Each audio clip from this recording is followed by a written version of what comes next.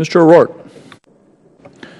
Thank you, Mr. Chairman, and I also want to join my colleagues in thanking you for your leadership on this issue. It's a very difficult one and one on which the Congress has worked for a long time, and I hope that with your leadership and that of the ranking member, we will make some progress, continue to make some progress this year. There were a number of obstacles listed by both the chairman and the ranking member as to why acquisition reform has proven so difficult. One that was omitted, I believe, was the influence of the defense contractors themselves.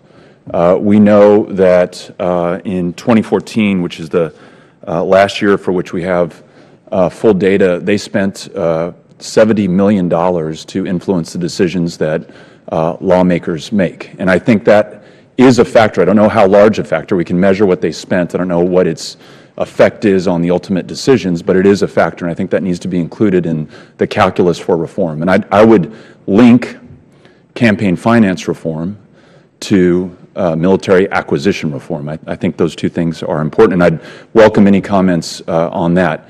However, I'd like to ask a question about a different area, and it gets back to another issue that's been raised in today's hearing so far, and that is allowing the military the freedom to experiment and the freedom to fail in order to better guarantee innovation and success down the road, long term.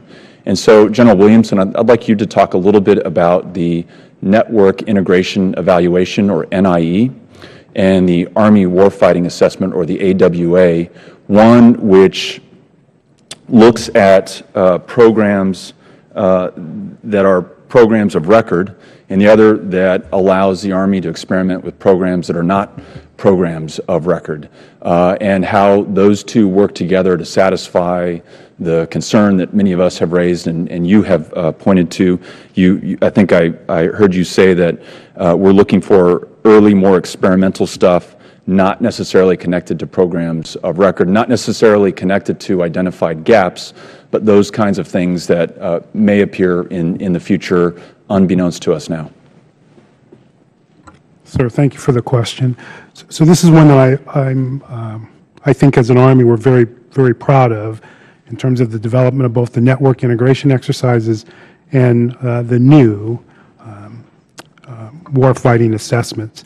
So what we discovered in 2011 is that as we were deploying capability into theater, we found that even though we were finding the best of breed, whether it was a radio or a system, the integration was happening in the field, in combat. And what we really needed was a venue to make sure that all of the pieces worked together. And so the start of the NIE really was focused on integration.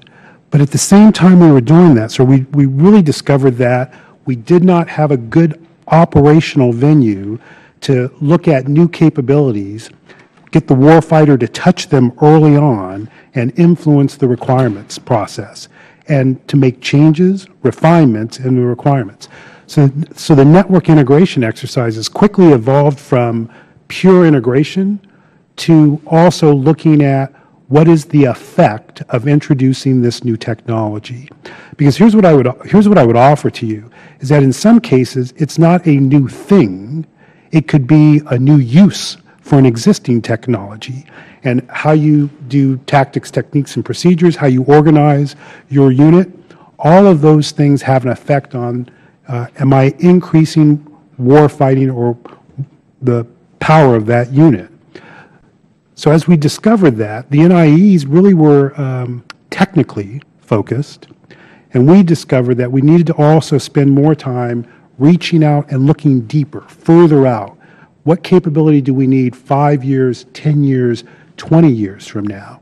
And the warfighter assessments that we're now implementing give us that capability. And so to your point, this is really what's so important about what we're doing, is that that information comes back and it influences not only current systems, but it also sets the conditions for the requirements documents that are more realistic in terms of what's really needed. I think this is something that did not exist. We did small pockets, but the center of gravity for us is a brigade. And even though this is resource heavy, we dedicated an entire brigade to have these experiments and to do these integration exercises. We're very proud of what they've accomplished.